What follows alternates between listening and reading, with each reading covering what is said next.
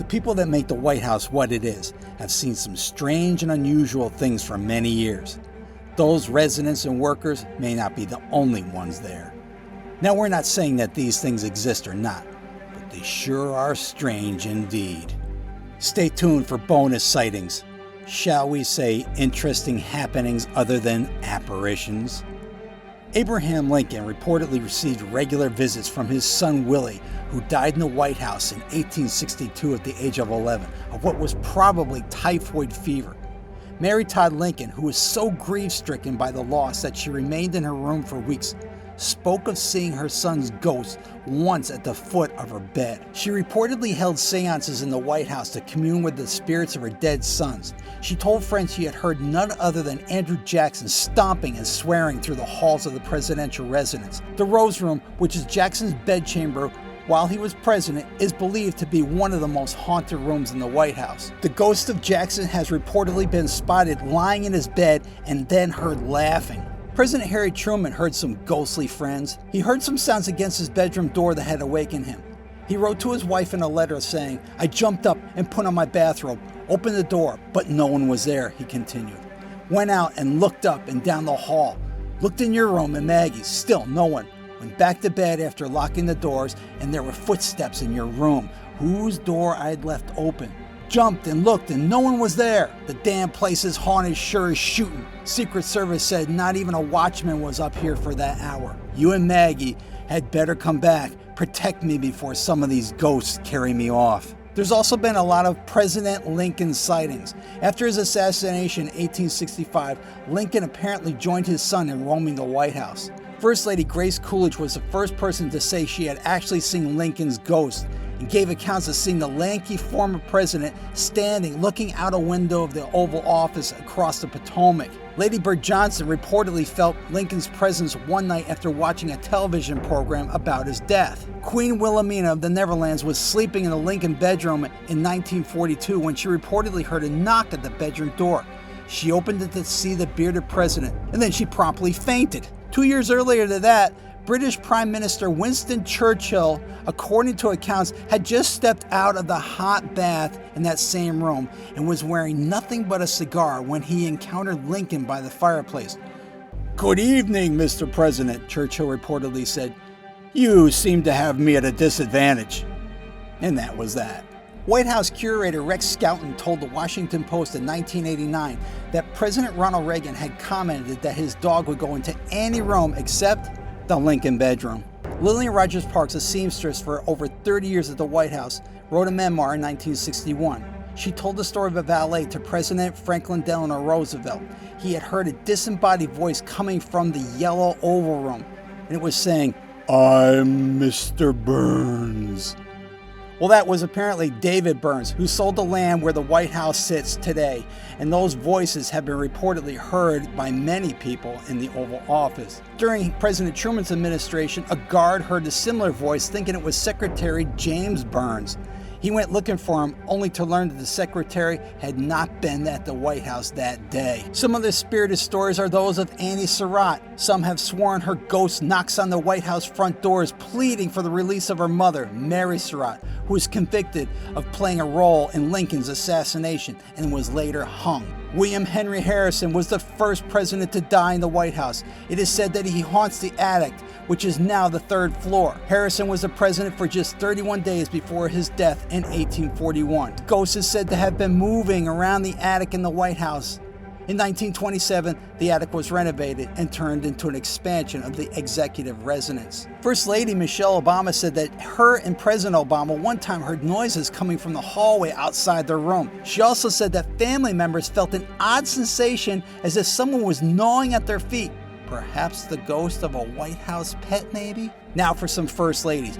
Abigail Adams was the very first First Lady to live in the White House and use the East Room to dry sheets. Since her death, there have been reported sightings of her likeness in that area. She walks with her arms outstretched as if holding clean linens. Dolly Madison has chosen her own eternal pastime, taking care of the garden. During the Woodrow Wilson administration, staff members reported seeing her ghost as they were about to move the Rose Garden to another location. They apparently decided afterward to leave it where it was, It is still in the original location today. If you remember our video about the White House and its destruction by the British troops in 1814, then you're going to enjoy this. A royal soldier apparently died in the attack after he helped set fire to the White House. Remember the gunpowder debacle? Well, there are reports that he occasionally returns to finish the job of setting a blaze to the White House. One incident was reported a few years after the Truman-era restoration, where the spirit was seen trying to set a bed on fire. And now for some bonus information. How about some UFOs? Former President Jimmy Carter had a very personal relationship with some UFOs. He spoke about a sighting he experienced while in Georgia in 1969 before his presidency. He said, "I was outside a school lunchroom one night right before sundown. It was getting dark and we were getting ready to eat supper. I and about 25 men were standing around, and all of a sudden in the western sky we saw a strange light coming towards us. It was a round light," he said in a TV interview. "It got closer and closer, and right about the pine trees it stopped, and then it began to change colors from blue to red to white, and then it stayed there for a while. We were all aghast. We didn't know what it was, and then it just disappeared into the west. That was the end of it." Carter didn't attribute the event to any kind of alien encounter, however. He went on to say, "I had never thought and still don't think it was possible for creatures from Mars to visit us and then come back home." In 1974, Ronald Reagan may have seen a UFO as well. According to an account by Bill Painter, Reagan was flying in a plane with Painter and others when they saw a big light flying and it bit behind the plane. That light then accelerated to high speed and flew off. Painter didn't file a report, but the pilot and Reagan would later talk about the UFO experience. Teddy Roosevelt heard about a possible Bigfoot encounter. He wrote in his book, The Wilderness Hunter, a story told to him by a man named Bauman. Well, the old mountain man stated that he and an unnamed partner had planned to trap beaver in a remote section of Montana. Other hunters avoided the area after a trapper's mutilated body was discovered sometime earlier by a group of miners passing by his camp. Still, the two men were not deterred by the stories and ventured deep into the remote Montana backcountry. There they made a quick lean-to shelter, and within a few hours of daylight, made their way up the river to scout. They returned at dusk to discover that the cover they had made was destroyed and that their belongings were scattered all around the campsite. Believing it was a bear, they cleaned up and Bauman set about making supper. His partner left to investigate some tracks, but what he found could not have been made by a bear, but something that walked upright on two legs like a man. But no man could have left those prints. The trapper returned to camp and let his partner know what he had discovered.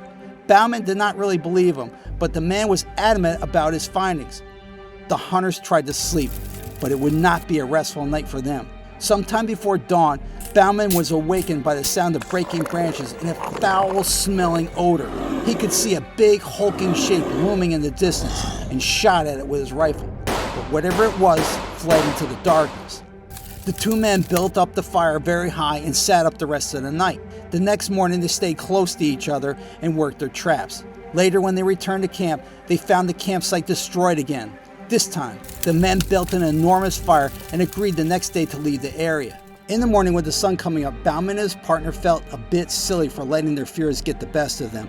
And while Bauman gathered the rest of the traps, the other hunter returned to camp to make the final preparations to leave. When Bauman finally returned, he was greeted by a horrific sight. His partner's body was laid out with a broken neck and bite marks to his throat. Bauman, trying to make sense of what had happened, paused only briefly to survey the scene. And then he grabbed only his rifle. He got out of there as fast as he could, making it back to where the horses had been tied up. Bauman did not say what he thought the creature was, and Roosevelt does not call it a Bigfoot or a Sasquatch in his book. It has all the makings of a Bigfoot story: the foul smell, the large hulking body, and classic large tracks. Well, like I said, we don't say that these things exist or not, but they sure are strange indeed. We'll keep the videos coming here on Strange History. Be sure to check out our video on the Hoover Dam. We leaked some history.